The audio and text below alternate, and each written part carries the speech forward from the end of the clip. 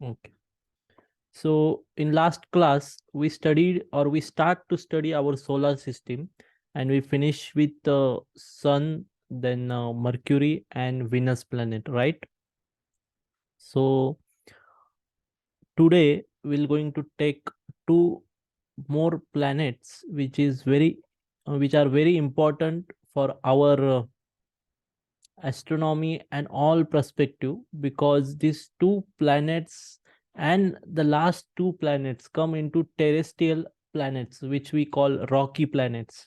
Okay, so before going to start today's session, anybody wants to add or anybody wants to remind something about Mercury and Venus that we have missed?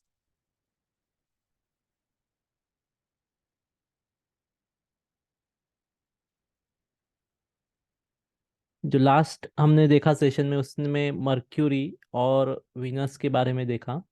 Basic उनकी जो details है, like diameter, temperature, सन से उनका distance कितना है, then the day on planet, or the year or the time take to revolve around the sun, ये details कुछ देखे हमने। तो इसमें किसी को कुछ ऐड करना है, किसी को कुछ क्वेश्चंस करना है, so before going to study next planet? Okay, I think you all have clear idea about that. So let's start with the third planet of our solar system, and just 1 minute.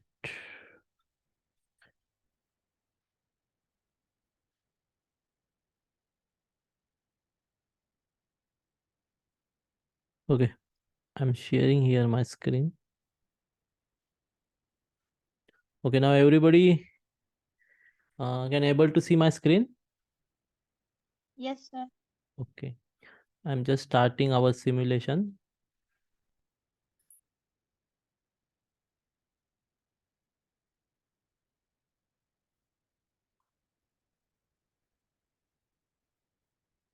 Okay, so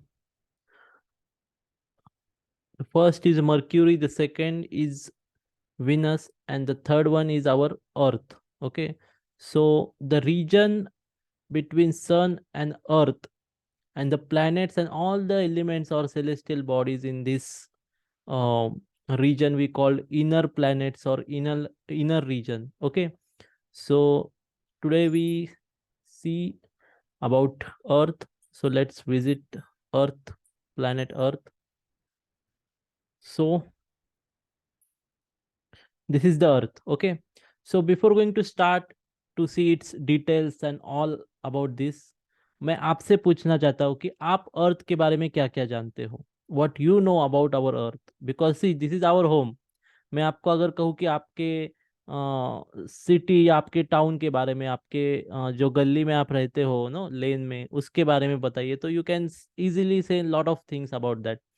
So in whole solar system or in this whole no galaxy, the earth is our home where we live as a life. तो earth के बारे में आप क्या क्या जानते हो, कोई बताएगा एक दो फैक्ट या एक दो ऐसी चीजें जो आप अर्थ के बारे में जानते हो? Yes. Sir, most important is कि अर्थ पर लाइफ है हमारे सोलर सिस्टम में, जो नोन हमें पता है। मतलब नोन एक ऐसा प्लेनेट है जहाँ पे लाइफ है। ओके, अर्थ ग्रेट। को खुद का एक मून है जो राउंड है, जो उसकी हेल्प करता है। मतलब वो अपने परिक्रमा पथ पे से भटकती नहीं है, उस मून की वजह से ओके, बैलेंस करता है। और मून की वजह से ही हमें लाइफ मिली है, क्योंकि भरती ओटी की वजह से, जब समुद्र में लाइफ थी, उसकी वजह से ही हम जमीन पर आ सके। ओके, और अर्थ को खुद की एक स्ट्रॉन्ग मैग्नेटिक फील्ड है, जो हमें सोलार विंड वगैरह से बचाती है। Okay, good. अर्नो, आप कुछ बताना चाहते हो अर्थ के बारे में, व्हाट यू नो और व्हाट यू मीन्स, कहाँ से सुना है, कहाँ पे पढ़ा है? तो यस सर। सो अर्थ एक ऐसा प्लैनेट है जिसपे बहुत ज्यादा वाटर है, और हमारे लिए बस जिस प्लैनेट पर नोन ऐसे लाइफ है वो अर्थ ही है। ओके, ठीक है। So see as per my point of view, आप थोड़ा बहुत कोई ज्यादा ऐसा नो समहाउ ऊपर नीचे अर्थ के बारे में जानते हैं। ओके, एज अ अर्थ आपका मीन्स हमारा सबका अर्थ एकलौता ऐसा प्लेनेट है जहाँ पे लाइफ है, लाइफ ग्रो हो सकती है, लाइफ यहाँ पे अच्छी तरह से सस्टेन्ड हो सकती है। ओके, आप मुझे कहोगे कि जितने भी हमने करोड़ों लाखों प्लैनेट्स, लाखों स्टार सिस्टम्स वगैरह सब ढूंढी है, बट ये सबसे प्रीशियस चीज जो है वो अर्थ है। बिकॉज वाई, कि अर्थ के ऊपर एक सस्टेनेबल इकोसिस्टम है जहाँ पे लाइफ सरवाइव हो सकती है, लाइफ बढ़ ग्रो कर सकती है। तो अर्थ के बारे में हम सबको जानना, मैं ऐसा नहीं कहता कि एस्ट्रोनॉमर्स को ही जानना चाहिए। We all need to have means know understand कि अर्थ के बारे में हम सबको जानने की ज़रूरत है। तभी जाके आपको इसकी वैल्यू पता चलेगी कि why know earth is so important to all of us. Okay, तो अर्थ के बारे में हम स्टडी करना शुरू करेंगे। इस सेशन में जानबूझ के मैं अर्थ एंड मार्स ही लेने वाला हूँ, बिकॉज ये सेशन में थोड़ा अर्थ के बारे में डिटेल में देखेंगे, बहुत सारी बातें करेंगे, एंड देन उसके बाद थोड़ा मार्स के बारे में। इसीलिए इस सेशन में ये दो प्लैनेट ही कवर होने वाले हैं। तो स्टार्ट करते हैं ये सेशन। तो अर्थ का जो एक सिस्टम है, जैसा सब स्टार का खुद का सिस्टम होता है, वैसा प्लैनेट्स का भी खुद का सिस्टम होता है। सिस्टम मीन्स व्हाट, कि उसको कितने सैटेलाइट्स है, वो किस ऑर्बिट्स में मूव होती है वगैरह ये। तो यहाँ पे अर्थ का एक सिस्टम यहाँ पे दिखाई दे रहा है कि सेंटर में अर्थ है, और उसके अराउंड एक उसका नेचुरल सैटेलाइट है जिसे हम मून कहते हैं, वो रिवॉल्व हो रहा है। ओके, सो अगर मैं आपको पूछूंगा कि how many satellites earth have, तो आप क्या कहोगे, या कितने सैटेलाइट्स है अर्थ को? यस। वन। सर अभी देखा जाए तो हाल हाल ही में दो है सैटेलाइट नेचुरल। ओके। एक छोटा सा एस्टेरॉइड भी हमारे अर्थ के रिवॉल्व मतलब घूम रहा है, लेकिन वो बहुत छोटा है। हम्म। यस। देखिए क्या है, अर्थ को considerable and from long time earth को जो है वो एक नेचुरल सैटेलाइट है जिसे हम मून कहते हैं। Okay, but if you go detail and no in specific manner, तो अर्थ को वैसे तीन सैटेलाइट है जो हम कंसिडर कर सकते हैं इन टेक्निकल टर्म। जैसा कहा कि एक छोटा सा एस्ट्रॉयड है जो अर्थ के अराउंड घूमता है, but the orbit of that know asteroid and earth is so long. तो अर्थ के ग्रेविटी के इफेक्ट से ही वो घूमता है, बट कभी कभी क्या होता है कि वो सन के ग्रेविटी में भी आता है, तो उसके वेलोसिटी हाँ। पे इफेक्ट आता है, उसके ऑर्बिट के डिस्टेंस में भी इफेक्ट आता है। ओके, एंड दूसरा भी एक एस्ट्रॉयड है, वो अर्थ के अराउंड नहीं घूमता, अर्थ के सिंक्रोनाइजेशन में घूमता है इन लॉन्ग ऑर्बिट। इसे हम उसे सैटेलाइट कह सकते हैं, क्योंकि अर्थ के स्पीड से सिंक्रोनाइज करके वो घूमता रहता है। जैसा सन जो है, सन नहीं sorry,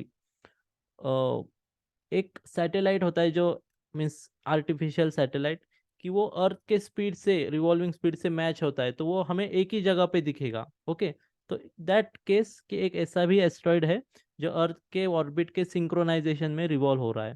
that is also very far from our earth और अर्थ डिस्टेंस।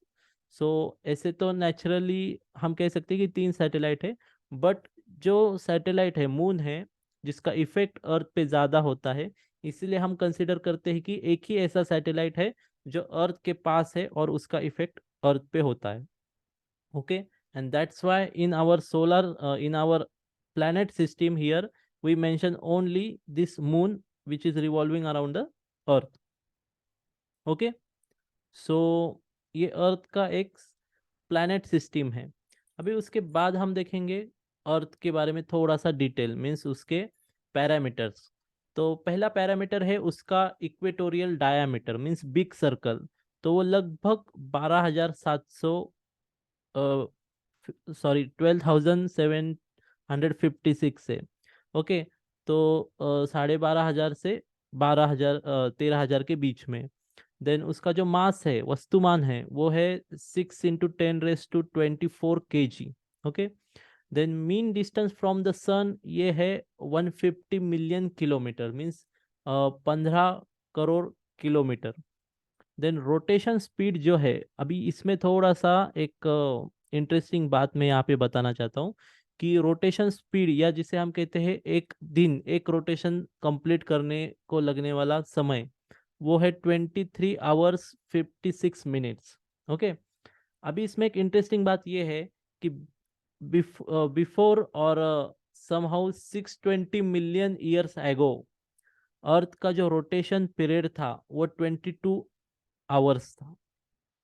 यस, अर्थ का जो रोटेशन पीरियड है वो धीरे धीरे स्लो होता जा रहा है।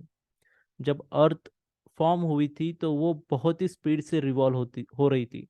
जैसा जैसा उसका टाइम जाता गया तो उसका स्पीड स्लो होता गया, और लगभग एक आप अगर देखोगे एक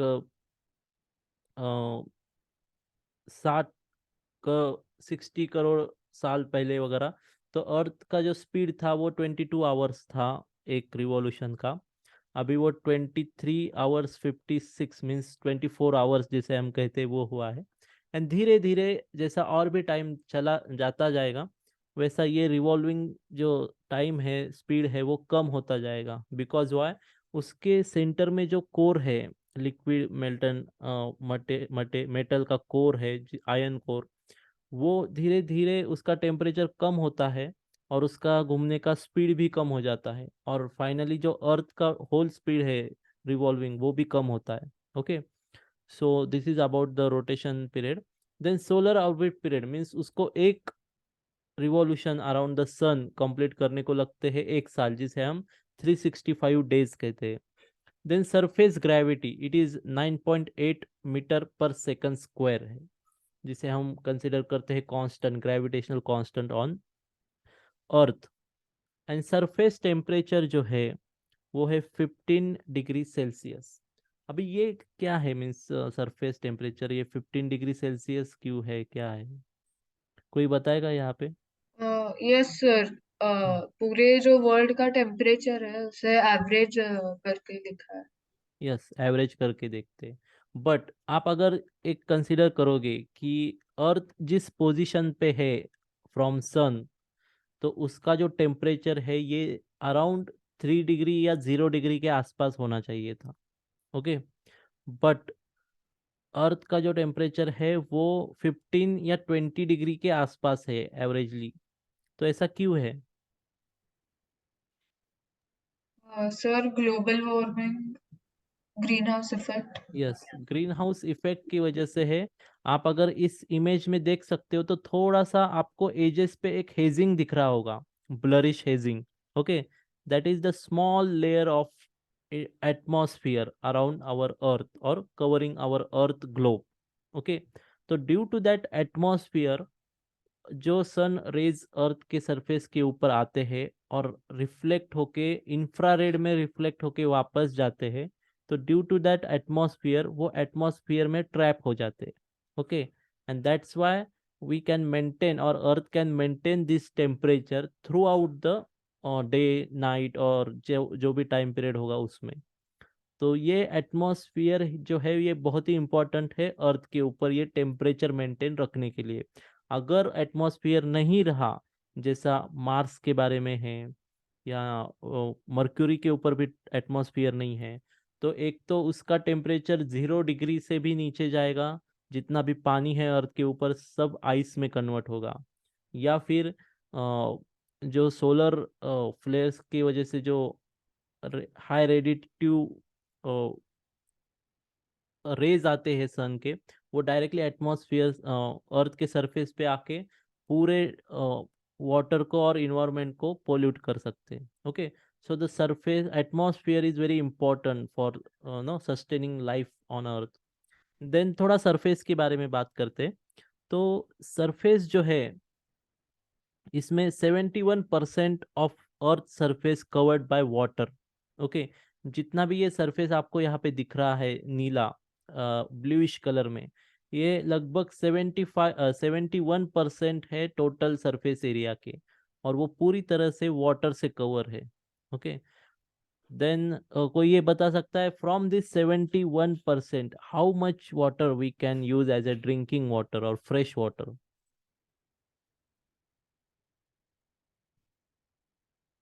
यस, किसी को आइडिया है कि इस सरफेस में से कितना ऐसा वाटर है जो fresh water drinking water consider किया जाता है? सर 0.3%। नो।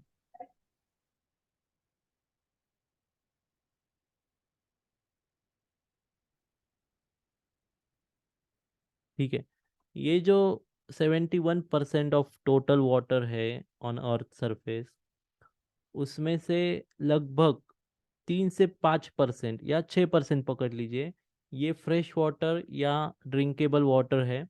उसके अगर आप डिवाइडेशन करोगे तो उसमें से बहुत सारा वाटर जो है वो आइस फॉर्मेट में है, कुछ वाटर अंडरग्राउंड है, और जो आपने कहा 0.3 मीन्स 1 से लेके 0.3, जो इतना है 0.3 to 1%, ये वाटर हमें पीने के लिए अवेलेबल है in liquid format, means river, lakes, जो भी आप कहते हो वो। तो इतना कम पानी है जिसके ऊपर हम सस्टेन करते हैं। एंड उसमें से भी थोड़ा अगर डिटेल में जाएंगे तो मैं आपको थोड़ा यहाँ पे बताता हूँ कि जो हमारा पोजीशन है इंडिया का, भारत का, वो एक ऐसा पोजीशन है कि उसके टॉप साइड में पूरा आपको पता है हिमालय है, एवरेस्ट और ये पूरे माउंटेन्स है। Okay, and on that mountain there is so much ice. Okay, and हमारा जो पोजीशन है अर्थ के ऊपर वो इक्वेटर पे है, तो उसकी वजह से साल के कुछ दिनों में वो आइस मेल्ट होता है, and that melt ice get pouring water in our rivers. और वो जो है मेल्टेड आइस, जो फ्रेश वाटर का रिसोर्स है, वो हमारे अनेक से रिवर्स है जो 12 मंथ्स 12/24 टाइम वाटर सप्लाई करते हैं, फ्रेश वाटर।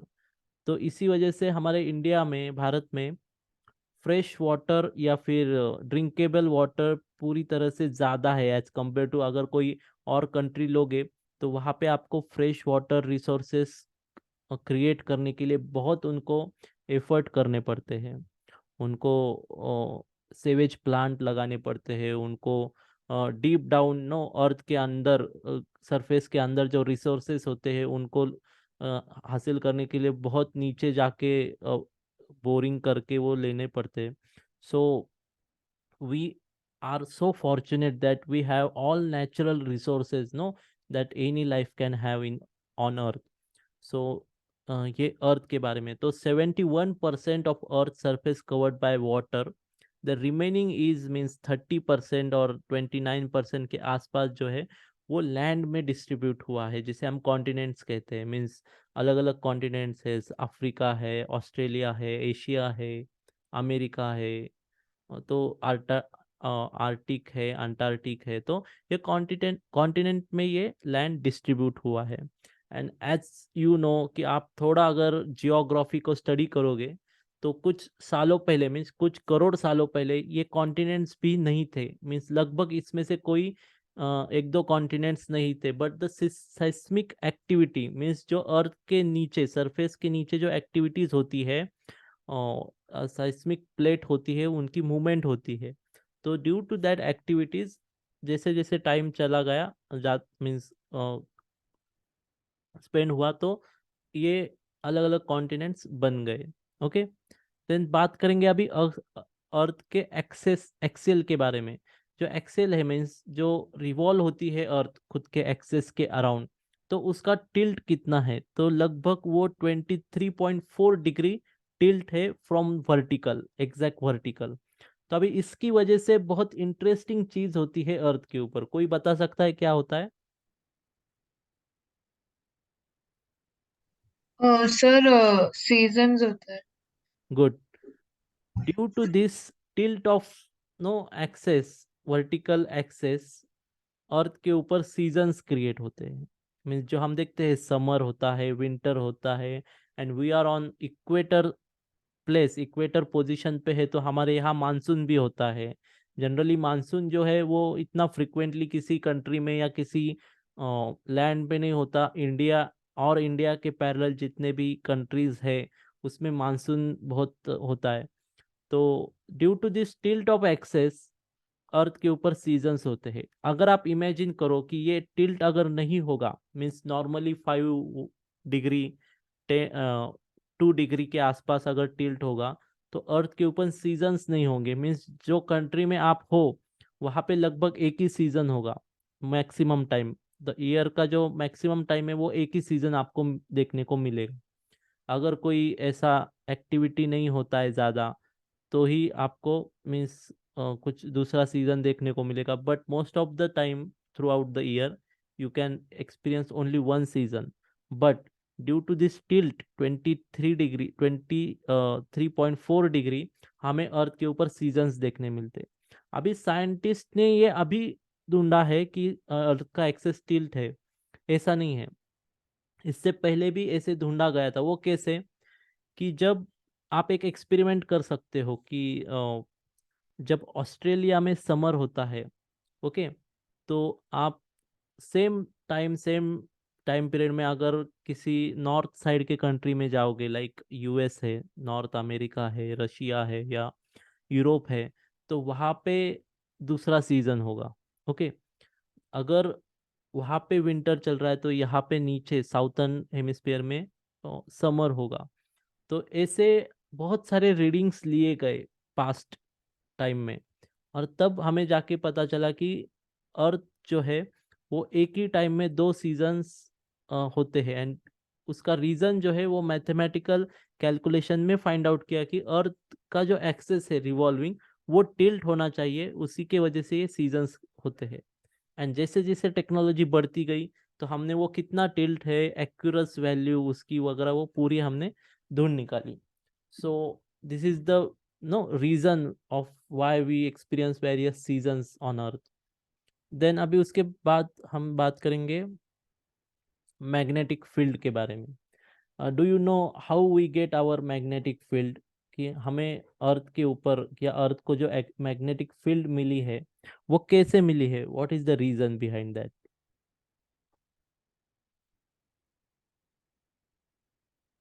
यस। सर उसके कोर के कारण, क्योंकि उसके कोर में लिक्विड फॉर्म में मेटल आयन है ना, हम्म। तो इसके फिर कारण। और पृथ्वी okay, yes it is right, that is the reason. But थोड़ा हम इसका और डिटेल देखेंगे कि क्यों, अगर कोर के अंदर आयन है तो फिर आयन होने से क्या होता है? मीन्स आयन तो हमने देखा बहुत सारे प्लैनेट्स है उनके सेंटर में भी आयन है।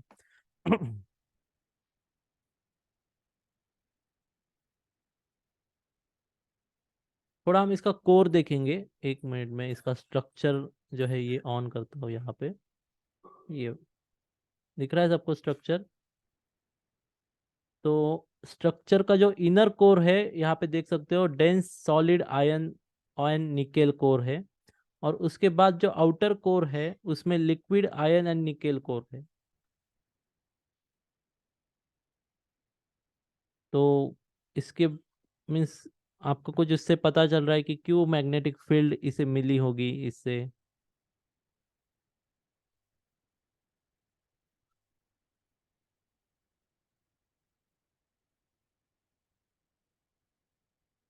यस।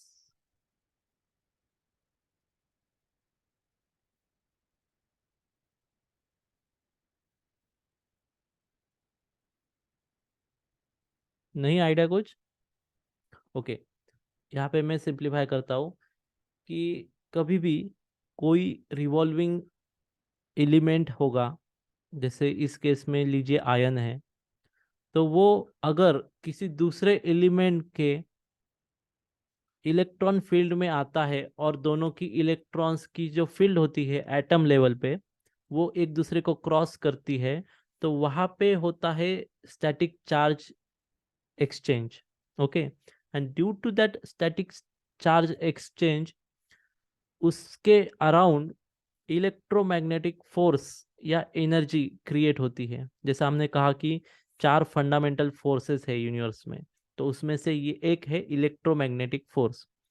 तो आप अगर थोड़ा इलेक्ट्रिकल या फिजिक्स देखोगे, तो आप अगर किसी स्टेशनरी मेटल ऑब्जेक्ट के बीच में किसी मेटल को जिसे ऑलरेडी कुछ इलेक्ट्रोमैग्नेटिक फील्ड है, या किसी को चार्ज पार्टिकल है, वो उसे रिवॉल्व करोगे, तो आपको दिखेगा कि जो स्टैटिक मटेरियल है उसके अंदर भी इलेक्ट्रिसिटी डेवलप होती है।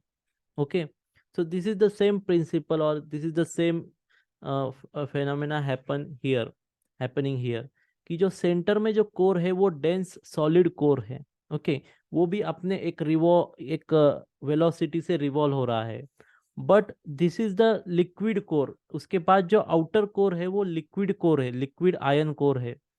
तो उसकी रिवॉल्विंग वेलोसिटी जो है वो सेंटर के कोर से अलग है, and due to difference in this velocity, two velocities, उसके बीच में स्टैटिक चार्ज एक्सचेंज होता है, and that create the electromagnetic flux around this whole structure. And इसीलिए अर्थ को खुद की एक इलेक्ट्रोमैग्नेटिक फील्ड मिली है। बट जैसा जैसा ये आउटर कोर भी सॉलिड होता जाएगा, तो लगभग ये दोनों की वेलोसिटी सेम होती जाएगी, and due to that electromagnetic जो फ्लक्स क्रिएट हुआ है या जो इलेक्ट्रोमैग्नेटिक फील्ड क्रिएट हुई है वो धीरे धीरे कम होती जाएगी, जैसा मार्स के बारे में हुआ। हम आगे देखेंगे मार्स के बारे में जब बात करेंगे, बट मार्स में ऐसा ही हुआ है। उसका कोर जो है वो स्लो डाउन कोल्ड होता चला गया, सॉलिड होता चला गया, एंड ड्यू टू दैट उसकी जो इलेक्ट्रोमैग्नेटिक फील्ड है वो काफ़ी कम हो गई उसके कारण। और ड्यू टू दैट जो प्रोटेक्शन मिलता है फ्रॉम सन्स अल्ट्रावायलेट रेज से वो कम हुआ। एंड उसके बाद क्या हुआ कि वो ultraviolet rays and harmful rays directly Mars के ऊपर आने लगी। वो बाद में बात करेंगे उसके बारे में। बट अर्थ में जो है, earth is very live planet, कि वो अभी भी उसके ऊपर एक्टिविटीज चल रही है। इसकी जो क्रस्ट है ऊपर की, तो उसके ऊपर भी साइस्मिक एक्टिविटी चलती है, और टेक्टोनिक प्लेट्स जो होती है वो मूवमेंट होती है उसकी, वो बहुत ही स्लो पोजीशन में मोशन में होती है, जो अर्थक्वेक डिटेक्टर जो होता है वो डिटेक्ट कर सकता है। ओके, तो this is all about the electromagnetic field of our earth. अभी ये इलेक्ट्रोमैग्नेटिक फील्ड के कारण क्या होता है कि ये जो सन से आने वाली अल्ट्रावायलेट लाइट है या और भी कई हार्मफुल रेज है स्पेक्ट्रम में, इलेक्ट्रोमैग्नेटिक स्पेक्ट्रम में, वो कंप्लीटली डाइवर्ज की जाती है due to this electromagnetic field. और उसकी वजह से ये जो भी पार्टिकल्स है, जो भी रेज है, ये डायरेक्टली सरफेस के ऊपर नहीं आ सकते, और we get protected from this harmful rays. तो ये बहुत ही इम्पोर्टेंट एक फीचर है अर्थ का, जो हमें बहुत प्रोटेक्ट कर रहा है from sun's ultraviolet rays. Okay, so ये पूरा था अर्थ के एनसाइक्लोपीडिया के बारे में। इसमें किसी को कुछ ऐड करना है? हाँ सर, मैग्नेटिक फील्ड के वजह से ही हमें पोल्स पे अरोरा इफेक्ट देखने को मिलते हैं ना। यस। अभी मैग्नेटिक फील्ड की वजह से क्या होता है, आपने अरोरा देखा है कभी, मीन्स फोटो में, वीडियो में, जहाँ आपको मीन्स इमेज में, कहाँ पे? हाँ अर्नो, आपने देखा है अरोराज क्या होते हैं क्या नहीं? Yes sir. ओके, और किसी ने देखा है? रितिका, आपने देखा है?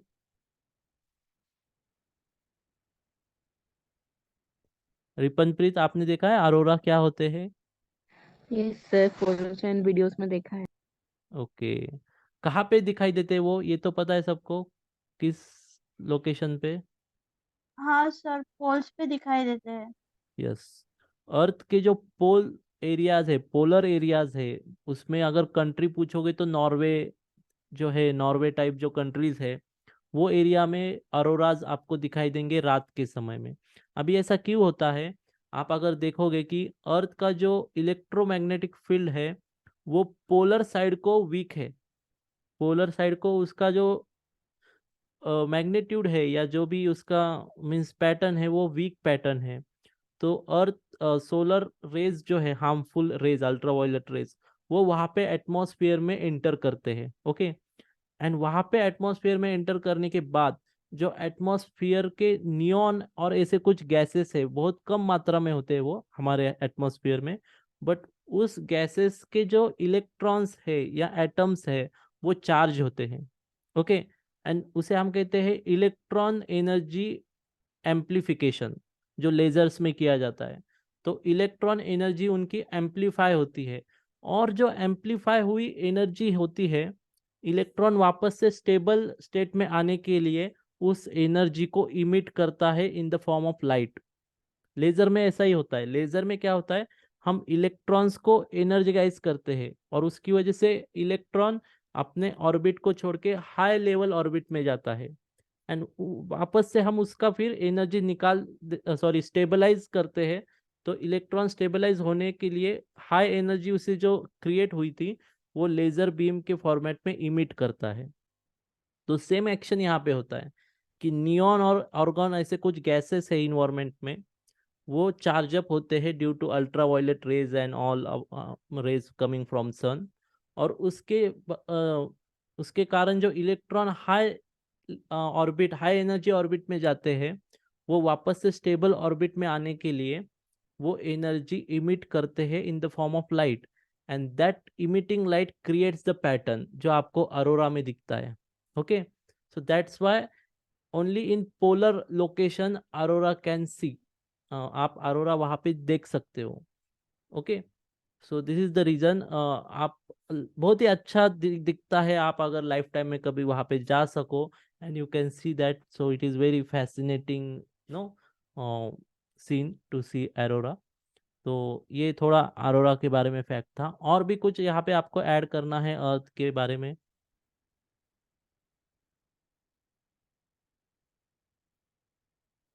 ओके, तो अर्थ के बारे में थोड़ा मैं और आपको डिटेल देता हूँ कि जब सोलर सिस्टम में अर्थ फॉर्म हो रहा था, तो Earth is not the only planet which is in that particular orbit.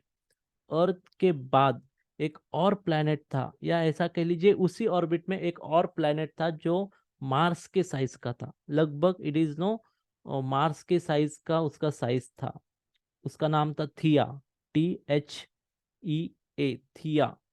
Okay, तो थिया नाम का एक प्लैनेट था जो अर्थ के ही ऑर्बिट में, लगभग उसी ऑर्बिट में रिवॉल्व हो रहा था, which has a size similar to Mars size. जैसे जैसे टाइम गया, due to the velocity difference and gravitational force, दोनों का कोलिजन कोर्स सेट हुआ। Means what, earth and Theia, ये दोनों का कोलिजन कोर्स सेट हुआ, एंड थिया जो है वो अर्थ के ऊपर कोलाइड हुआ, but due to its small size compare to earth, Theia survive नहीं कर पाया, अर्थ सरवाइव हुआ उस कोलिजन से। एंड कुछ करोड़ टन जो उसका डेब्रिस था वो स्पेस में घूमता रहा कई सालों तक, and again from that debris, कुछ डेब्रिस अर्थ के ग्रेविटेशनल फील्ड के अंडर आके वापस से अर्थ में मर्ज हुआ, और कुछ डेब्रिस ऐसा था जो अर्थ के अराउंड घूमता रहा कई करोड़ सालों तक, and due to this gravitational effect of no Earth, ये डेब्रिस एक साथ जुड़ के हमारा मून जो है, current satellite, natural satellite of earth, वो फॉर्म हुआ है।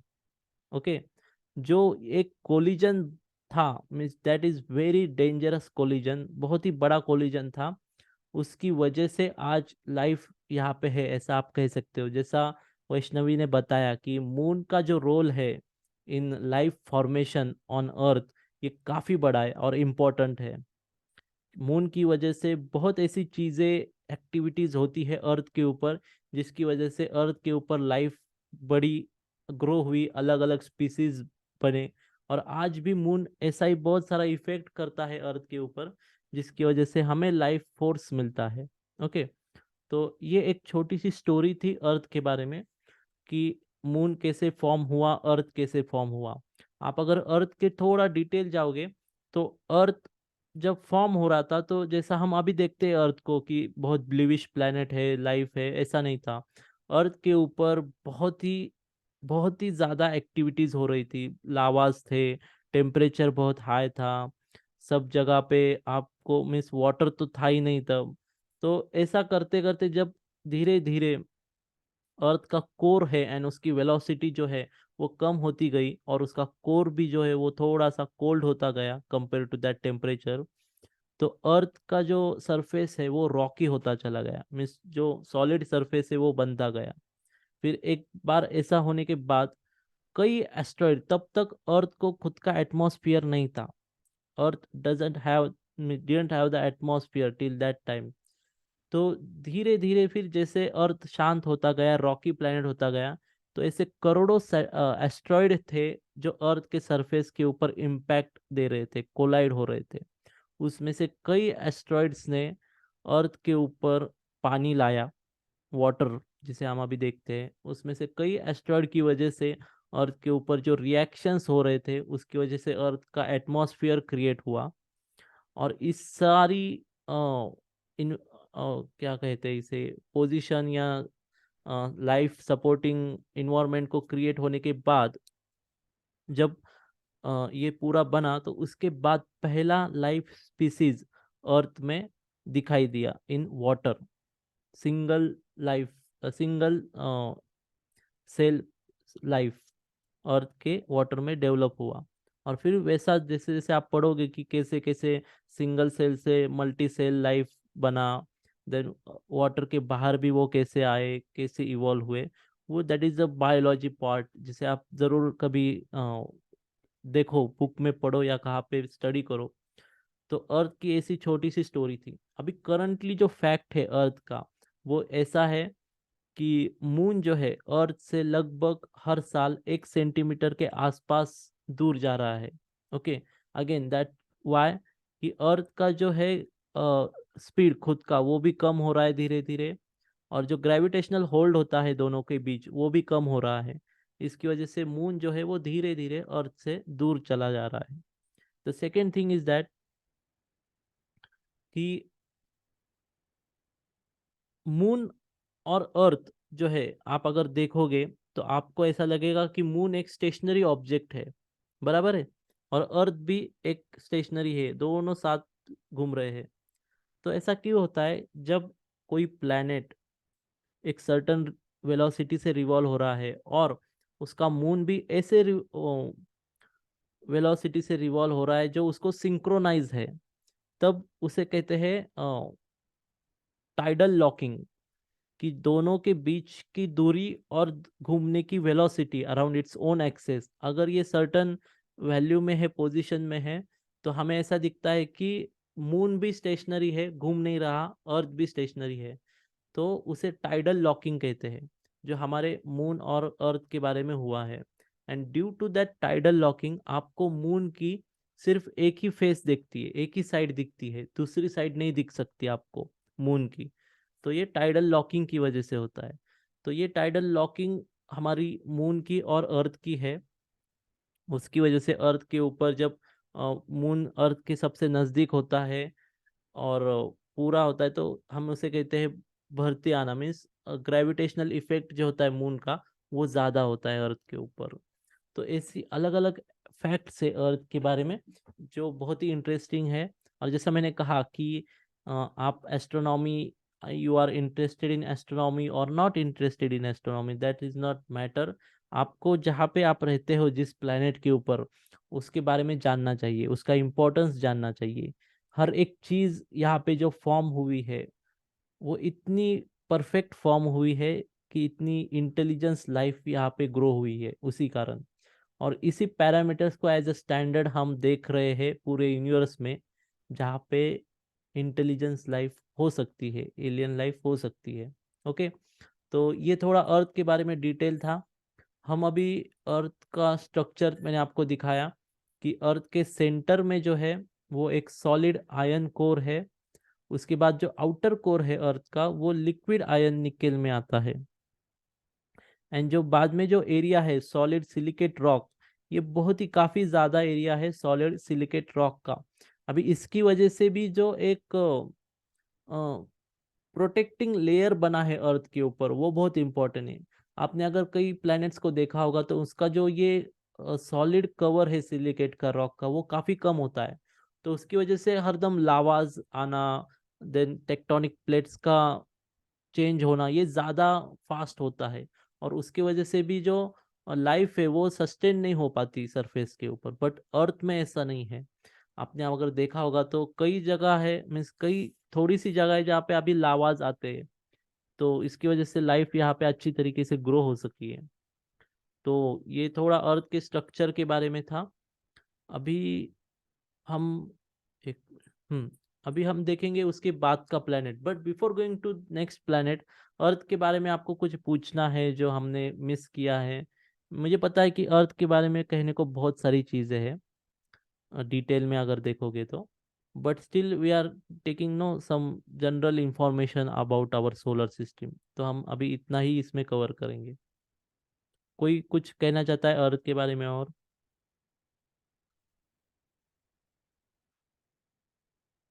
Shall we go to next planet? Yes. Yes, sir. Okay. I will suggest you one documentary you can see on, I think YouTube पे भी होगी तो, नहीं तो मैं आपको एक लिंक दूंगा, आप उससे देख सकते हो। ए ब्यूटीफुल प्लैनेट नाम है उस डॉक्यूमेंट का। तो उस डॉक्यूमेंट्री को अर्थ के ऊपर जो ISS means international space station से जितना भी अर्थ को ऑब्जर्व किया गया है अलग अलग एंगल से, अलग अलग फीचर्स से, तो उसी के ऊपर वो डॉक्यूमेंट्री बनाई है। तो वेरी इंटरेस्टिंग, जिसमें बहुत सारे फैक्ट्स वगैरह बताए हैं अर्थ के। तो वो डॉक्यूमेंट्री आप देखो, आपको अर्थ के बारे में बहुत अच्छी अच्छी बातें डिटेल में पता चलेगी। तो now will go to the next planet in our list, and that planet name is Mars.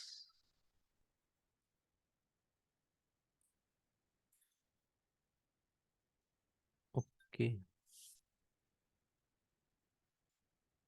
तो दिस इज द मार्स। आपको मार्स का ये जो नाम है, ये जो फिगर आपको दिख रहा है, ये बहुत जगह पे दिखाई दिया होगा, सुना होगा। कई जगह पे आपने रूमर्स भी सुने होंगे कि मार्स के ऊपर एलियंस है, ये है वो है। So Mars is the last planet in our terrestrial planet list, means rocky planet list के लिस्ट में मार्स जो है वो लास्ट प्लैनेट है। Okay, from Mercury, Venus, Earth and Mars, ये चार प्लैनेट जिसे हम टेरेस्ट्रियल प्लैनेट कहते हैं या रॉकी प्लैनेट कहते हैं, उसमें से मार्स लास्ट है। अभी Mars and Venus and earth, ये तीन प्लैनेट जो है ये एक गोल्डी लॉक जोन में आते हैं। ओके, अभी ये गोल्डी लॉक जोन क्या होता है? तो एक शॉर्ट में आपको मैं यहाँ पे बताता हूँ गोल्डी लॉक जोन होता क्या है। कि एक सर्टन कैटेगरी फीचर्स बनाए गए हैं जिसको अगर कोई प्लैनेट कंप्लीट करता है उसे गोल्डी लॉक जोन कहते हैं। तो उसमें कौन से फीचर्स है? तो पहला फीचर है कि जो होस्ट स्टार होता है उस होस्ट स्टार से प्लैनेट की दूरी, distance from its host star. Okay, the second one is it's area और मास, उसका शेप या मास कितना बड़ा है वो। Then the third one is कि उसके कंपोजिशंस क्या है, उस प्लैनेट के कंपोजिशंस क्या है। And the last one, the planet has its own atmosphere. तो ऐसे कुछ पैरामीटर्स है, अगर कोई प्लैनेट इसको कंप्लीट करता है तो हम उसे कहते हैं वो गोल्डी लॉक जोन में है। अभी गोल्डी लॉक जोन क्या होता है? तो गोल्डी लॉक जोन ऐसा एक जोन होता है जहाँ पे अगर ये प्लैनेट होगा क्राइटेरिया में, तो वहाँ पे लाइफ सस्टेन या लाइफ होने के चांसेस बहुत होते हैं। तो इसमें क्या क्या पैरामीटर्स दिए उन्होंने कि उसके ऊपर लिक्विड वाटर जो है वो लिक्विड फॉर्मेट में हो सकता है। ओके, देन उसके ऊपर जो लाइफ को बनने के लिए कंपोजिशंस लगते हैं वो भी हो सकते हैं। अगर उसको एटमॉस्फेयर है तो ड्यू टू दैट एटमॉस्फेयर जो वाटर है उसकी वेपर जो है वो स्पेस में नहीं जाएगी, वो प्लैनेट के अंदर ही ट्रैप होगी। ओके, सो ये जो ऐसे अलग अलग पैरामीटर सेट किए गए हैं गोल्डीलॉक्स जोन की। तो विनस, मार्स एंड अर्थ ये तीनों जो है गोल्डीलॉक्स जोन में आते थे। विनस जो है गोल्डीलॉक के स्टार्टिंग एज पे आता है गोल्डीलॉक्स जोन के। मार्स जो है गोल्डीलॉक्स जोन के एंडिंग एज में आता है, और अर्थ जो है वो बराबर सेंटर में है गोल्डीलॉक्स जोन के। तो मार्स के बारे में अगर बताएंगे तो कुछ करोड़ साल पहले मार्स भी गोल्डीलॉक्स जोन के अंदर था, मीन्स एज पे नहीं था, अंदर था। And due to that Mars के ऊपर बहुत सारा पानी था, लिक्विड फॉर्मेट में बहुत सारे ओशन थे बड़े बड़े। और ये जो मैं कह रहा हूँ, ये इसके प्रूफ हमें मिले हैं पानी होने के, in ocean, in reverse form. But life थी या नहीं थी, इसका प्रूफ अभी तक मिला नहीं है। बट ऐसा कहा जाता है कि लाइफ हो सकती थी। There is a great chance that know once in a time life, Mars को लाइफ थी, मार्स के ऊपर लाइफ थी। तो थोड़ा मार्स के ऊपर अभी उसके डिटेल्स देखेंगे, फिर थोड़ा उसके और बात करेंगे।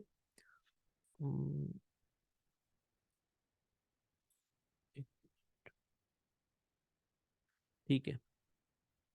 तो मार्स का जो इक्वेटोरियल डायमीटर है वो है 6792 किलोमीटर, लगभग अर्थ के हाफ। ओके। जो उसका मास है वो है 6.4 into 10⁻23 kg। Mean distance from sun जो है वो 229 मिलियन किलोमीटर है। मीन्स ये कितना हुआ, लगभग 23 करोड़ किलोमीटर हुआ।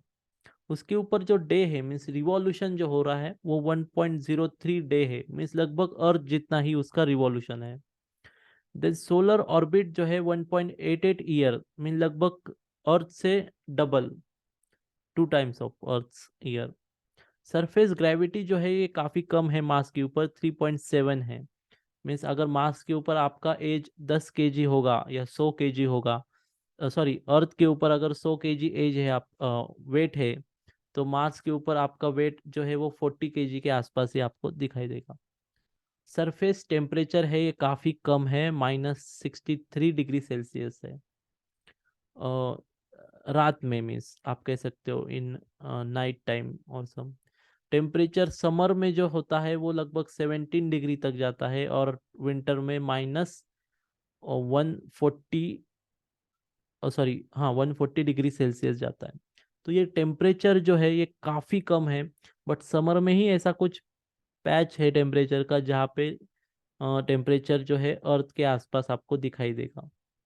अर्थ लाइक, अभी अर्थ लाइक मीन्स क्या है कि मार्स के ऊपर ऐसी क्या क्या चीज़ें हैं जो अर्थ के समान आपको दिखाई देगी। तो उसके ऊपर जो रॉकी माउंटेन्स है और जो रॉकी एरिया है, सरफेस एरिया, वो लगभग अर्थ के जैसा ही दिखाई देता है। देन उसके पोलर पे आपको कैप्स, आइस कैप्स दिखाई देती है, इसे आइस कैप कहते हैं। ये जो आपको यहाँ पे पोलर पे दिख रहा है व्हाइट पैच, ये एक्चुअली आइस है। ये 2 टाइप का आइस है, एक वाटर आइस है और दूसरा ड्राई आइस है। ड्राई आइस मीन्स व्हाट, कि कार्बन जो है, कार्बन डाइऑक्साइड, उसको अगर आप फ्रीज करोगे सॉलिड टेम्परेचर तक तो उसका आइस बनता है, उसे ड्राई आइस कहते हैं। तो ये दोनों का कंपोजिशन यहाँ पे आपको दिखने को मिलेगा। देन जो सरफेस है मार्स का, वो जो है वो मीन्स एक्चुअली वहाँ पे वाटर नहीं होने के कारण आपको सिर्फ रॉकी और पूरी सैंड दिखाई देगी। तो उसकी वजह से उसके सरफेस के ऊपर काफ़ी एक्टिविटीज़ होती हैं। लाइक बड़े बड़े तूफान आते हैं, साइक्लोन्स आते हैं, बड़े बड़े टोर्नाडोज आते हैं। तो ये अ, और ये 1-2 दिन या 1-2 घंटे तक नहीं होते, कई महीनों तक, कई सालों तक ये चलते रहते हैं साइक्लोन्स। ओके। एक खास है कि मार्स के ऊपर एक सबसे बड़ा हमारे सोलर सिस्टम का माउंटेन एरिया है, जिसे ओलंपियस मॉन्स भी कहते हैं। तो आई थिंक ये वाला है शायद वो, यस वही है। तो सबसे बड़ा माउंटेन एरिया है वो हमारे पूरे सोलर सिस्टम में। देन वाटर, अभी वाटर के बारे में जो है मार्स के ऊपर स्ट्रॉन्ग एविडेंस हमें मिले हैं रिसेंटली कुछ डिस्कवरीज में, कि मार्स के ऊपर कभी वाटर था, सिर्फ था नहीं तो लिक्विड फॉर्मेट में था, और अर्थ के जितना ही था क्वांटिटी में, या उससे भी ज़्यादा कह सकते हो आप। तो ऐसे कुछ बहुत सारे एविडेंस मिले हैं। एंड मार्स को खुद के 2 नेचुरल सैटेलाइट्स है जिसका नाम है फोबोस एंड डीमोस। वो मून से थोड़े कम है साइज में और शेप में भी वो स्पेरिकल नहीं है। तो ये 2 सैटेलाइट्स जो है मून्स कहेंगे आप, तो वो मार्स के हैं। देन मिशंस जो है, अलग अलग मिशंस नासा ने मार्स के ऊपर किए हैं, लाइक क्यूरियोसिटी है, अपॉर्चुनिटी है, देन एक मिनट, ये 2 मिशंस जो है वो बहुत ही इम्पोर्टेंट है। एक जो है अपॉर्चुनिटी रोवर जिसे कहते थे, और दूसरा क्यूरियोसिटी था। तो ये दोनों जो है लैंड किए गए थे मार्स के सरफेस के ऊपर, और दोनों ने अलग अलग टेस्टिंग ली, सैंपल्स लिए, और अभी भी उसमें से जो क्यूरियोसिटी है उसका वर्क चालू है वहाँ पे मार्स के ऊपर। Then the observation. अभी ऑब्जर्वेशन में पहली बात ये कि आप जब नाइट स्काई में मार्स को ऑब्जर्व करोगे तो वो आपको रेडिश कलर में दिखाई देगा। So can you tell me why Mars know look in reddish colour? Sir because the rocks it has उसमें बहुत आयरन का कंटेंट होता है। राइट। मार्स का जो सरफेस है वो आयन कह सकते हो या आयन ऑक्साइड कह सकते हो। जब आयन ऑक्सीजन के साथ रिएक्ट होता है तो आयन ऑक्साइड बनता है। ओके, आपने केमिस्ट्री में पढ़ा होगा या आगे पढ़ोगे। तो आयन ऑक्साइड का जो कलर होता है वो रेड होता है। और आपको अगर इसका सिंपल एग्जांपल देखना है आपके डेली लाइफ में, तो जब भी आपकी कोई आयन रिलेटेड चीज होगी, मीन्स आयन से बनी हुई चीज होगी, तो वो अगर रस्ट हुई है ड्यू टू एटमॉस्फेरिक ह्यूमिडिटी, तो वो रेड कलर में रस्टिंग होती है आयन की, क्योंकि उसके सरफेस के ऊपर आयन ऑक्साइड फॉर्म होता है। सेकेंड थिंग, आपने कभी एप्पल खाया है? Did you eat Apple? Yes sir. Apple को कट करके आप अगर रखोगे बाहर ही इन्वायरमेंट में, तो कुछ देर बाद वो रेडिश कलर दिखता है उसका, वाइट का। किया है ऑब्जर्व आपने?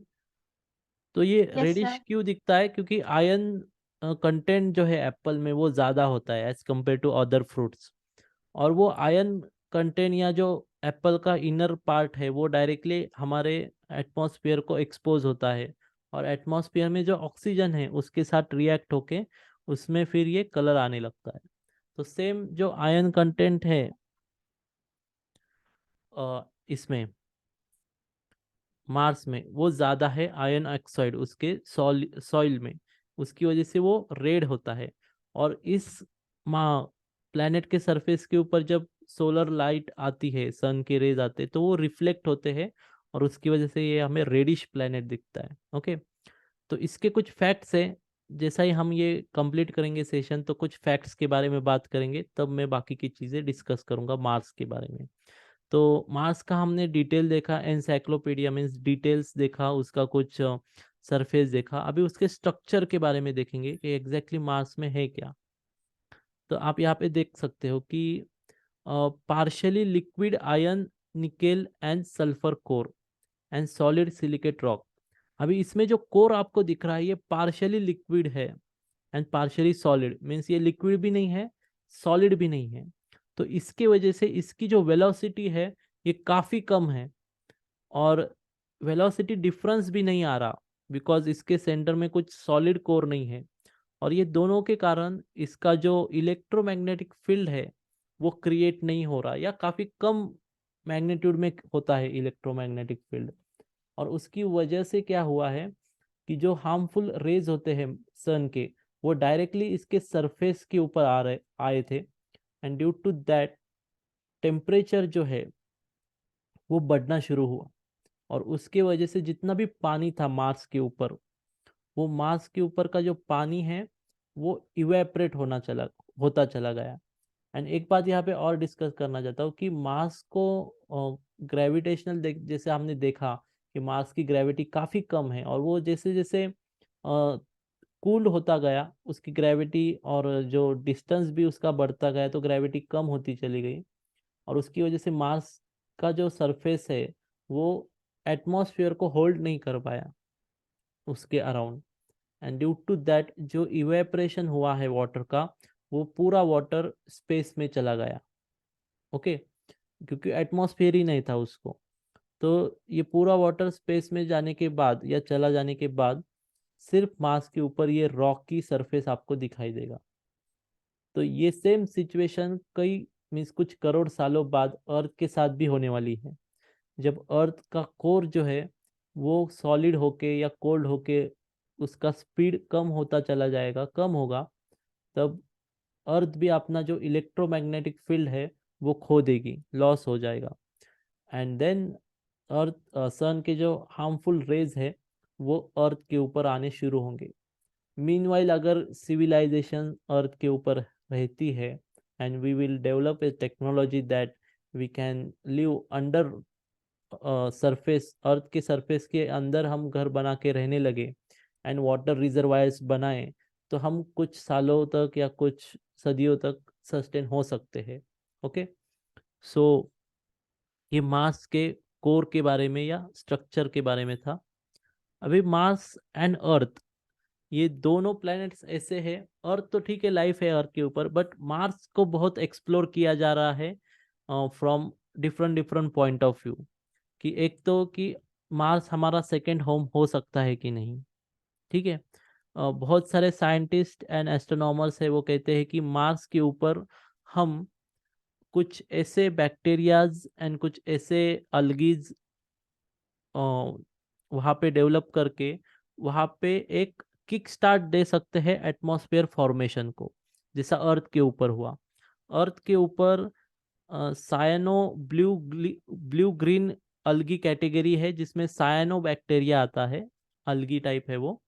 तो उस सायनो बैक्टीरिया ने क्या किया था, कुछ करोड़ साल पहले अर्थ के ऊपर भी ऑक्सीजन नहीं था, but due to this cyanobacteria and algae type उन्होंने एटमॉस्फेयर में कई टन और कंटिन्यूस ऑक्सीजन छोड़ना चालू किया। And from that oxygen and that process we get our oxygen reservoir on Earth. तो बहुत सारे साइंटिस्ट और ये ऐसा मीन्स उनकी थ्योरी है कि हम मार्स के ऊपर भी ऐसा बैक्टीरिया लाइफ अगर डेवलप कर पाए तो वहाँ पे भी हम किक स्टार्ट कर सकते हैं एटमॉस्फेयर फॉर्म होने को। ओके, सो ऐसे बहुत सारे मिशंस भी है जो प्लान है कि मार्स के ऊपर जाके और जैसी लाइफ वहाँ पे सस्टेनेबल कर सकते हैं कि नहीं वगैरह ये वो। तो मार्स को हम बहुत एक्सप्लोर कर रहे हैं in coming days because Mars is very comparative near to Earth after Moon and its shape, day time, Earth का ईयर वगैरह ये लगभग हमें लाइफ सस्टेन करने के लिए प्रॉपर है वहाँ पे। तो मार्स को भविष्य में बहुत एक्सप्लोर किया जाएगा और जो अभी भी हो रहा है। सो this is about the Mars. अभी हम अर्थ एंड मार्स के बारे में कुछ क्विक फैक्ट देखेंगे और उसके बाद आपके क्वेश्चन आंसर्स लेंगे। सो मैं यहाँ पे एक फिर से मेरी पीपीटी की स्क्रीन यहाँ पे आपको शेयर करता हूँ।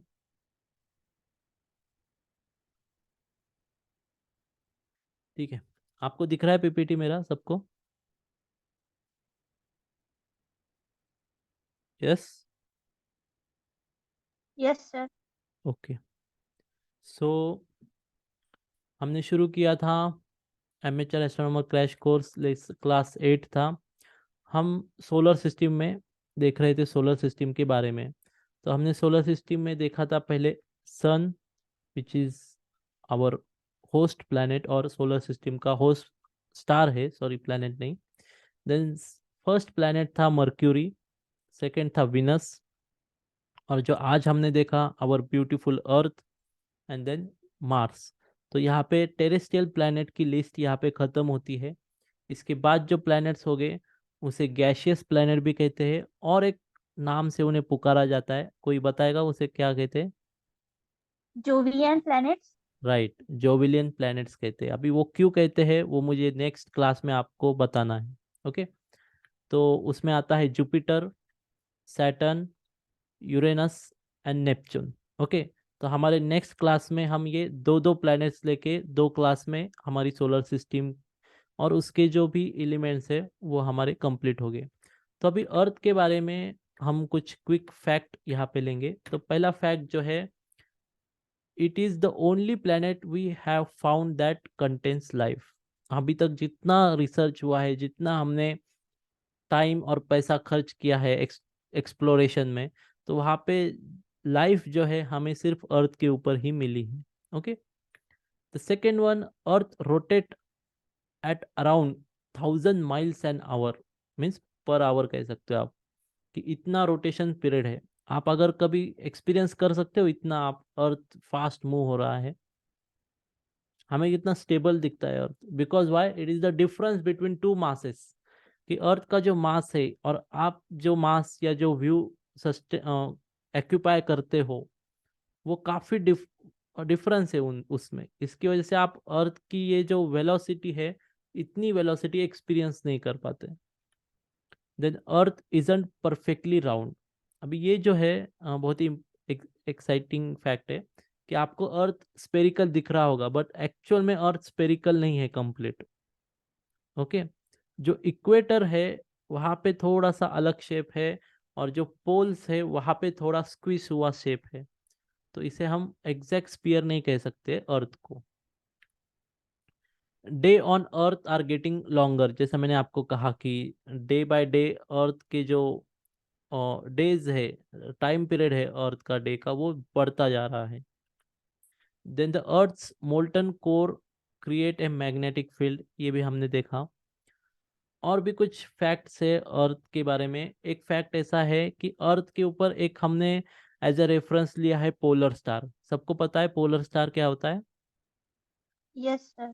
तो इसकी क्या खासियत है पोलर स्टार की? वो उत्तर में ही स्थित रहता।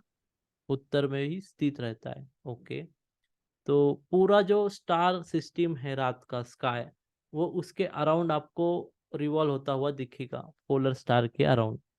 But due to wobble velocity of earth, उसके एक्सिस की वोबलिंग वेलोसिटी है, तो उसकी वजह से हमारा जो पोलर स्टार है हर 25,000 ईयर्स के बाद चेंज होता है।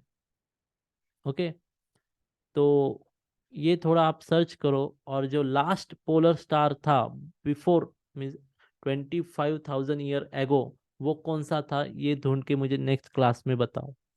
तो ये एक इंटरेस्टिंग फैक्ट था अर्थ के बारे में। The last fact about earth, कि अर्थ के ऊपर जैसा एलियन लाइफ हम देखते हैं या ढूंढते हैं, तो ऐसे बहुत साइंटिस्ट हैं जो एलियन लाइफ भी ढूंढ रहे हैं, बट कहाँ पे? अर्थ के ऊपर।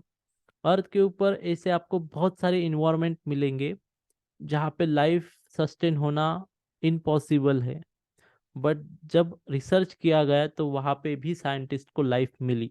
लाइक बहुत सारे मोल्टन लावास के एरिया है, वहाँ पे टेम्परेचर बहुत ज़्यादा होता है, बट वहाँ पे भी लाइफ मिली बैक्टीरियल फॉर्मेट में। पानी के अंदर लगभग जहाँ पे सनलाइट जा नहीं सकती, कभी गई भी नहीं कई मिलियन सालों तक, वहाँ पे भी अर्थ के ऊपर लाइफ मिली है। तो ऐसे बहुत सारे एरियाज है जहाँ पे अर्थ के ऊपर लाइफ नहीं हो सकती, नहीं होनी चाहिए, वहाँ भी लाइफ मिली है। तो साइंटिस्ट इसी एरियाज को रेफरेंस लेके उस लाइफ फॉर्म का स्टडी करते हैं, ताकि वो देख सके कि सिमिलर इन्वायरमेंट अगर किसी प्लेनेट के ऊपर है, जैसा ये इन्वायरमेंट है कि ऑक्सीजन नहीं है, हाई टेम्परेचर है, तो वहाँ पे भी अगर लाइफ है तो ये लाइफ वहाँ पे भी सस्टेन हो सकती है जहाँ पे ये इन्वायरमेंट है किसी प्लेनेट के ऊपर। तो this is also a kind of study, astrobiology जिसे कहते हैं, उसका ये एक टाइप होता है स्टडी का। तो ये कुछ फैक्ट्स थे अर्थ के बारे में, और भी बहुत फैक्ट है। मैं ऐसा सजेस्ट करूंगा कि आप वो फैक्ट स्टडी कर कीजिए, और हमारे व्हाट्सएप ग्रुप पे वगैरह आप वो उसे शेयर कर सकते हो। देन हम देखेंगे मार्स के बारे में कुछ इंटरेस्टिंग फैक्ट्स। तो पहला जो फैक्ट है, इसे रेड प्लैनेट कहा जाता है। क्यों कहा जाता है? हमने देखा कि उसके ऊपर बहुत सारा आयरन ऑक्साइड है, उसकी वजह से उसकी जो सॉइल है उसका कलर रेड होता है, and that that soil gate reflected in sunlight, तो उसे हमें उस रेडिश अपीयरेंस आता है, और उसे हम रेड प्लैनेट कहते हैं। The second one, Mars is name after the Roman God of war. अभी मार्स जो नाम है, ये एक रोमन गॉड है, जो युद्ध का देवता जिसे कहते हैं हम, उसके ऊपर से दिया गया है। अगेन कि रेड प्लैनेट होने की वजह से, जैसे हम कहते हैं कि red is symbolic to anger and war and blood, तो उसी रेफरेंस से इसे रोमन गॉड जो है, जो वॉर का गॉड है, उसका नाम दिया गया है। Mars has two moons called Deimos and Phobos, जो हमने देखा। Then Mars has a thin atmosphere made from 95 या 96% of carbon dioxide and 2.7% nitrogen. Then Mars has very weak gravity, जो ग्रेविटी है मार्स की वो लगभग 37% ही लेस देन अर्थ है। Then Mars has the largest cyclone in our solar system. अभी ये जो साइक्लोन है वो कितना बड़ा है, तो डीप है, तो 4 माइल्स उसका डीप है, एंड ये स्ट्रेच मीन्स ये कितना लंबा है, सो थाउजेंड्स ऑफ माइल लंबा है, और इसका जो समय है ये महीनों और सालों तक होता है, मीन्स कई महीनों तक ये साइक्लोन चलता रहता है मार्स के ऊपर। सो ये कुछ क्विक एंड इंटरेस्टिंग फैक्ट्स थे प्लेनेट के बारे में, मार्स एंड आवर अर्थ। तो यहाँ पे आज अर्थ एंड मार्स का हमने डिस्कशन देखा। अभी ये दोनों और उससे पहले भी जो प्लैनेट्स हमने देखे थे उसके बारे में किसी को कुछ क्वेश्चन है?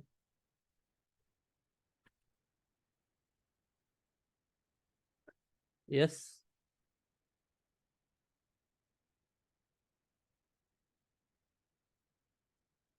कुछ पूछना है, कोई डाउट है? नो सर, मुझे कोई डाउट नहीं है। ओके, रितिका, आपको कुछ पूछना है? So actually, I didn't attend the full class as I was not in home. Okay, So I watched the recorded class, and next class I will ask you if know anything. Issue, no issue, you can ask me in next class. Okay. Arnav, आपको कुछ doubt है? No sir. Okay, तो जैसा मैंने last class में आपको बताया था कि आप amateur astronomer, you are going to become an amateur astronomer when you complete this course, but ये इतना सिंपल भी नहीं है कि कोर्स कंप्लीट किया और एमेचर एस्ट्रोनॉमर बन गए। ओके, एक एमेचर एस्ट्रोनॉमर क्या होता है कि वो खुद के हॉबी के लिए, खुद के सेल्फ स्टडी से एस्ट्रोनॉमी स्टडी करता है। Okay, and from that study it takes various observations, it develop various theories, and वो जो थेरी, ऑब्जर्वेशन, जो कैलकुलेशंस जो भी है, वो आगे जाके प्रोफेशनल्स यूज करते हैं, या फिर उसका कई तरीके से एप्लीकेशन है। तो ये कोर्स कंप्लीट होने के बाद या कंप्लीट होने से पहले, हाँ, आप तीनों को और जो भी और कंटेस्टेंट्स है उनको प्रोजेक्ट दिए जाएंगे। प्रोजेक्ट बहुत ही सिंपल होंगे कि एक टॉपिक होगा, उसके ऊपर आपको थोड़ा सा इंफॉर्मेशन कलेक्ट करना है, थोड़ा सा उसको अच्छे फॉर्मेट में बिठाना है, और उस प्रोजेक्ट को आपको सबमिट करना है। And not only submitting project is completing the course, उस प्रोजेक्ट के ऊपर डिस्कशन भी करना है। मैं ऐसा नहीं कहता कि उसके ऊपर एग्जाम लेनी है, it against creating school type environment. यहाँ पे स्कूल टाइप इन्वायरमेंट नहीं करना है हमें। आप प्रोजेक्ट बनाओगे, उस प्रोजेक्ट को सबमिट करोगे, and in our session we discuss about that project, कि आपने क्या रिसर्च किया, आपका ओपिनियन क्या है उस बारे में, या lot of things. And in that discussion will get idea about that कि how you are doing in astronomy, और फिर आपको उसका एमेचर एस्ट्रोनॉमर का सर्टिफिकेट दिया जाएगा। तो that project will disclose in next class. Simple project होंगे, तो वो हम नेक्स्ट क्लास, आने वाली क्लास में आपको बताएंगे। And then you can take, no, एक एक दिन में आप 10-15 मिनट, आधा घंटा दे के उसे कंप्लीट कर सकते हो। सिंपल प्रोजेक्ट होंगे। तो इसमें कुछ आपको ये है कि प्रोजेक्ट करना है, नहीं करना है? सर, प्रोजेक्ट हार्ड कॉपी में सबमिट करना है, सॉफ्ट कॉपी में? नहीं, आप सॉफ्ट कॉपी में ही सबमिट करो, हार्ड कॉपी में नहीं करना है, बट उसे अच्छे से बनाओ आप। अच्छा। Okay, so because that project, आप क्या होता है कि आप आगे जाके रिसर्च फील्ड में काम करोगे। ओके, आप अगर कुछ साइंटिस्ट बनना चाहते हो, या जो भी बनोगे, इंजीनियर बनोगे या जो भी, तो आपको आपकी काम जो करते हो उसका रिपोर्ट बनाना पड़ता है। That report gate publish. अगर रिसर्च किया है तो उसका पेपर बनता है, रिसर्च पेपर। और आपने कुछ प्रोजेक्ट किया है तो उसका रिपोर्ट बनता है प्रोजेक्ट का। तो का इम्पोर्टेंस ऐसा होता है कि आपने क्या काम किया है ये दूसरे को अच्छी तरीके से समझ में आए, उसी के लिए ये फॉर्मेट, ये रिपोर्ट वगैरह ये बनते हैं। और आपको भी आपके डेटाबेस में वो आपका वर्क अच्छी तरीके से रखना पड़ता है, बिकॉज वाई, कई सालों बाद आपको अगर वापस से उसके ऊपर काम करना है तो you can use that paper report और समथिंग एल्स, और किसी दूसरे को काम करना है आप ही के टॉपिक के ऊपर तो वो आपका रिपोर्ट एज अ रेफरेंस ले सकता है। जैसा कोपरनिकस, टाइको ब्राहे, गैलीलियो, इन सब के जो ऑब्जर्वेशंस थे, इसका यूज न्यूटन ने किया था उसके लॉ ऑफ मोशन को डेवलप करने के लिए। बिकॉज वो जो साइंटिस्ट थे वो पूरा सब चीज का रिपोर्ट एंड क्या नोट डाउन करते रहते थे। तो उसकी वजह से हमें क्या होता है कि हमें एक रेफरेंस मिलता है। तो ये सब इसके आपको एक आइडिया आए कि ये ऐसा कैसे करते हैं, इसकी वजह से ये हमने एक टास्क आपको देने वाले हैं, मीन्स ताकि वो आप उसके आइडिया आपको अभी से आए, भविष्य में आप जब ये फील्ड में जाओगे रिसर्च करने या इंजीनियर बनोगे या जो भी आप करोगे तो आप उसे कर सकोगे। ओके, सो आज के लिए इतना ही। किसी को कुछ पूछना है? यस। सर एक्चुअली मेरी 15th से एग्जाम शुरू हो रही है, तो उसके बाद एक दो क्लासेस मुझे अटेंड, कुछ कुछ क्लास नहीं करने आएंगे, तो अच्छा, कौन सी एग्जाम है? 10th स्टैंडर्ड की है क्या? नहीं, 10th की नहीं है। हाँ हाँ, ठीक है। 15 से आप हमारा लगभग 90-95% कवर हो चुका होगा 15 तक। 2-3 क्लासेस ही बचेंगी, तो you can watch that recorded classes of that 2 to 3 classes that which may be probably you are going to miss. तो आप उसका रिकॉर्डिंग देख लो, उसमें अगर कुछ क्वेश्चन होता है तो you can put that question in group, so will answer that question. And then finally February end तक हम एक लास्ट सेशन, और ये प्रोजेक्ट का भी आपको अगर नहीं पॉसिबल हो रहा अभी इस ड्यूरेशन में, तो आफ्टर कंप्लीटिंग योर एग्जाम आप वो प्रोजेक्ट सबमिट करो बना के। Okay, okay sir. यस। तो ठीक है फिर, आज के लिए इतना ही। कुछ क्वेश्चन नहीं है ऐसा मैं कंसिडर करता हूँ, so will finish today's session. Okay, thank you. Thank you, sir. Sir yes, thank you Good sir. Good night.